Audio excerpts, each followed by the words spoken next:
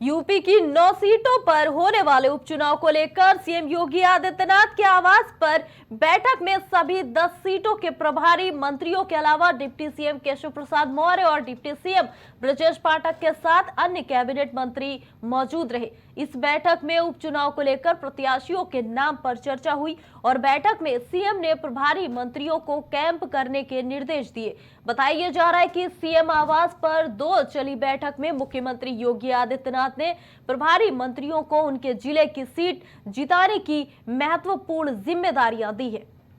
UP के मुखिया योगी आदित्यनाथ ने आज अपने पार्टी कार्यालय पर यहाँ पर आवास पर आज बैठक बुलाई है और बैठक में आज जो उपचुनाव होना है, उपचुनाव को लेकर आज किस तरह की तैयारी की जा रही है, किस तरह की से पूरी रणनीति बनानी है, आज उस पर मंथन चल रहा है। और उसके आपको बता दें कि चाहे ब्रजेश पाठक हो, चाहे केशव प्रसाद मौर्य हो, इन सारे लोगों को आज यहाँ बैठक में मौजूद रहना है। सबको बुलाया गया है, 10 कैबिनेट मंत्रियों को बुलाया गया है।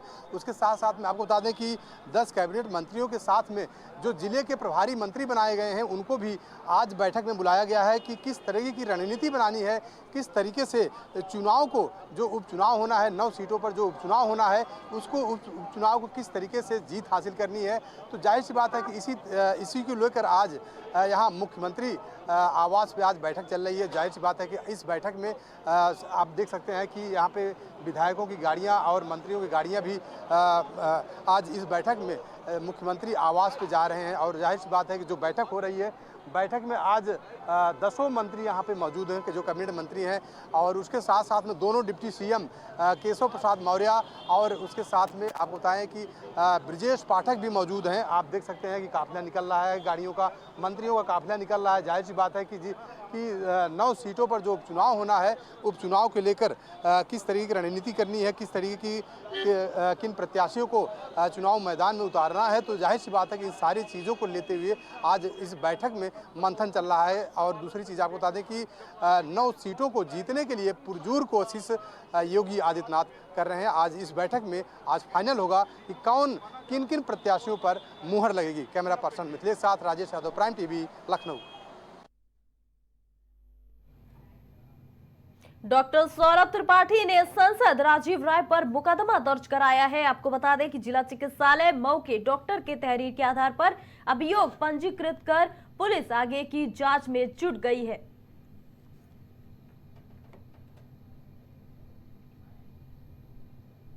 मैं उस समय ओपीडी कक्ष में था अपने और मरीज देख रहा था। उस समय सांसद महोदय जी आए हैं और उनके साथ में भी कई सारे लोग आए हैं और उनके साथ वाले जो लोग थे काफ़ी अभद्र टिप्पणियां कर रहे थे। मुझे दारूबाज डॉक्टर बोल रहे थे और कह रहे थे कि पैसा लेते हैं मरीजों से और गलत आरोप लगा रहे थे, जैसा कि कुछ भी नहीं है।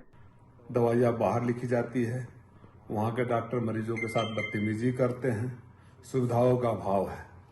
आपने ऐतिहासिक रूप से जीत दिया। आपके आदेश को मानते हुए मैं जिला अस्पताल गया, मुख्य चिकित्सक अधीक्षक के साथ मैं पूरे अस्पताल का दौरा किया। तमाम खामियां पाई गई। आपकी बातें सच साबित हुई। कई चैम्बर में डॉक्टर नहीं थे, वो दलाल बैठे हुए थे, जिसको मुख्य चिकित्सा अधीक्षक ने स्वयं नोट किया। पार्टी जो जिला चिकित्सालय में नियुक्त हैं उनके द्वारा दिया गया है।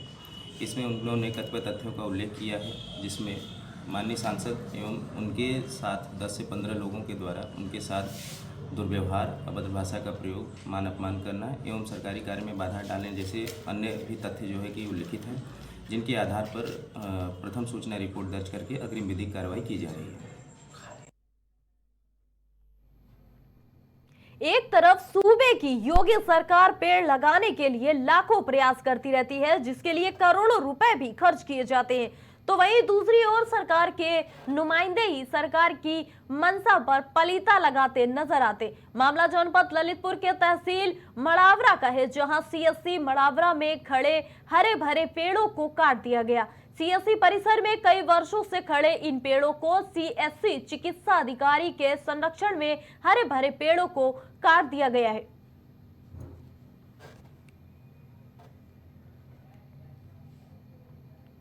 श्रावस्ती के गिलौरा थाना क्षेत्र के रेणगवा गांव के ग्राम प्रधान की दबंगई देखने को मिली है, जहां पुलिस और ग्राम प्रधान की मिलीभगत से एक किसान के खेत में मिट्टी डालकर अवैध रास्ता बनाया गया। इस दौरान किसान की धान की फसल को भी पुलिस की मौजूदगी में नष्ट कर दिया गया।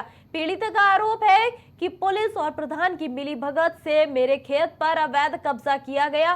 विरोध करने पर पुलिस ने मारा पीटा और फर्जी मुकदमे में जेल में भेजने की धमकी दी। वहीं किसान ने अब जिलाधिकारी और एसपी से शिकायत कर कार्रवाई की मांग की है।